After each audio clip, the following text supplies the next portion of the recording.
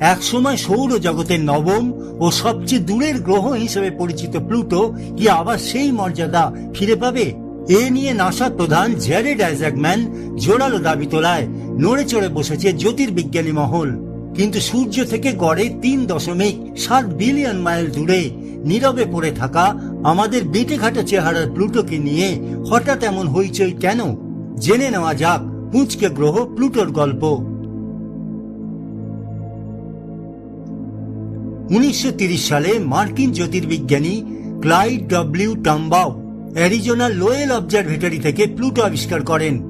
সৌরজগতের নবম ও সবচেয়ে দূরের গ্রহ হিসেবে পরিচিত ছিল প্লুটো। কিন্তু 2006 সালে ইন্টারন্যাশনাল অ্যাস্ট্রোনমিক্যাল ইউনিয়ন প্লুটোকে গ্রহের তালিকা থেকে বাদ দিয়ে দেয়। বলা হয় নির্ধারিত মানদণ্ড অনুযায়ী গ্রহ হতে গেলে তাকে সূর্যকে প্রদক্ষিণ করতে হবে, গোলাকার হতে হবে এবং কক্ষপথ পরিষ্কার রাখতে হবে। প্লুটো প্রথম দুটি শর্ত পূরণ করলেও তৃতীয় শর্তে ব্যর্থ হয়। প্লুটোর ভর কম হওয়ায় এর অভিকর্ষজ টান দুর্বল, ফলে আশপাশের সবকিছুকে নিজের কেন্দ্রে টেনে নিতে পারে না। ফলে দূরবর্তী অঞ্চলে বহু বরফময় বস্তুর সঙ্গেই ঘুরে বেড়ায় ছোট্ট প্লুটো। তবে এই নিয়ে বিতর্ক তৈরি হয়। এই সিদ্ধান্তের সমালোচকরা জানান এই মানদণ্ড সব ক্ষেত্রে সমানভাবে প্রয়োগ করা হয়নি।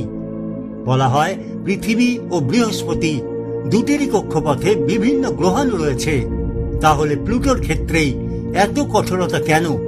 এর পাশাপাশি 2015 সালে নিউ হরাইজন মহাকাশযান প্লুটোর কাছাকাছি গিয়ে প্রথম যে বিস্তারিত ছবি পাঠায় তাতে বিশাল পর্বতমালা, নাইট্রোজেন বরফের হিমবাহ, বৈচিত্র্যময় ভূতাত্ত্বিক গঠনের খোঁজ মেলে।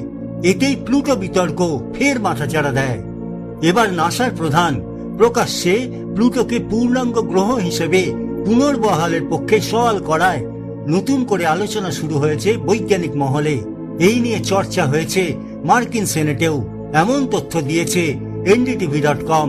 নিজের হারানো গ্রহের গরিমা কি ফিরে পাবে প্লুটো? জ্যোতির্বিজ্ঞানীদের একাংশ জানাচ্ছেন এরকমটা হলে সৌরজগতের বাইরে অনেক বস্তুকে গ্রহ হিসেবে স্বীকৃতি দিতে হতে পারে। ফলে গ্রহের সংখ্যা হঠাৎ করেই অনেক বেড়ে যেতে পারে। কাজেই প্লুটোর ভাগ্য নির্ভর করছে বৈজ্ঞানিকদের ঐক্যমত্যের উপরেই।